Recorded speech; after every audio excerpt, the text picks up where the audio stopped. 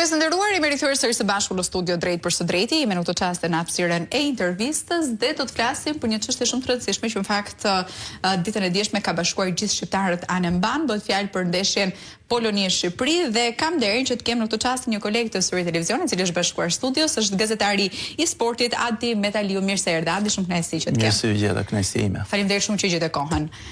Çfarë ndodhi mbrëmjen e dieshme? Duket se dhimbja e humbjes me Polonin do të ndihet gjatë sepse ishim shumë pranë një arritje historike, mund themi, ku duhet drejtuar gishti konkretisht për atë çfarë ndodhi në fushë. Në fakt ka qenë një ndeshje plot-ankth që të gjithë tifozët shqiptarë në mban botës e kanë ndjekur me shumë interes dhe me shumë dëshirë për të shijuar një fitore të madhe. Në fakt kemi qenë shumë pranë.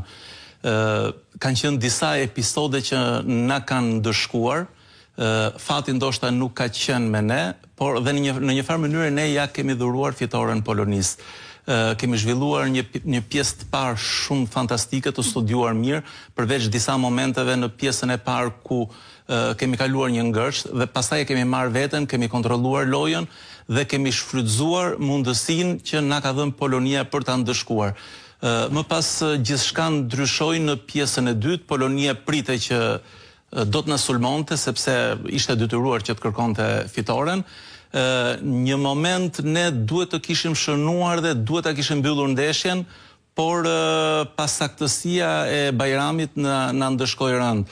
Pastaj pas këtij momenti, në këtë rast është ai ligji i futbollit që kur nuk shënon ndëshkohesh, Polonia na ndëshkoi dhe ne sërish e kishim një rast tjetër të pasur për ta mbyllur ndeshjen, sërish Polonia na ndëshkoi.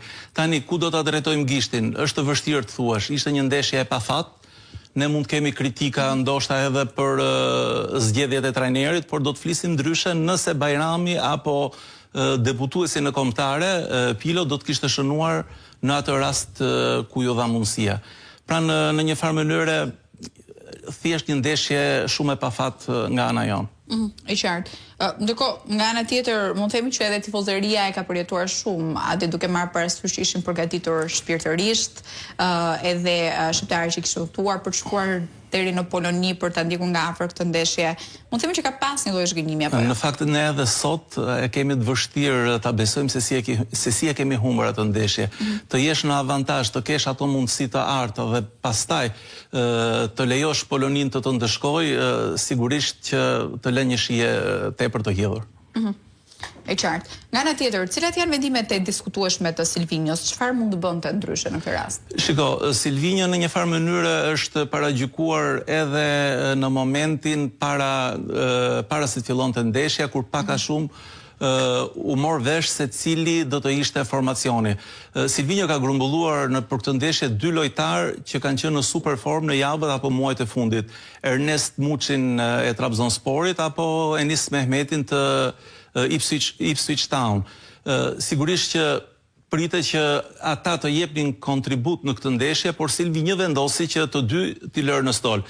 Në fakt, nëse do të analizojmë pjesën e parë, ne nuk mund të themi që trajneri ka gabuar. Strategjia e tij funksionoi, Shqipëria ka lojën e përsi dhe përballë Polonisë, që kishte përkrajën e tifozëve të saj nuk ishte pak, por për mendimin tim, vendimet e diskutueshme mund të jenë ato në gjatë pjesës së dytë, pra në vazhdimsi të lojës.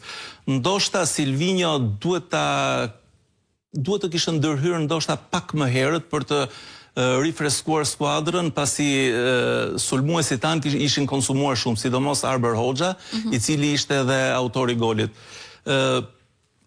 Ndërhyri pasi pësuam golin e parë dhe në fakt dy të futurit në fush, Broja dhe Pilo, ishin si thua e patën mundësinë edhe për të shënuar, por nuk e shfrytzuan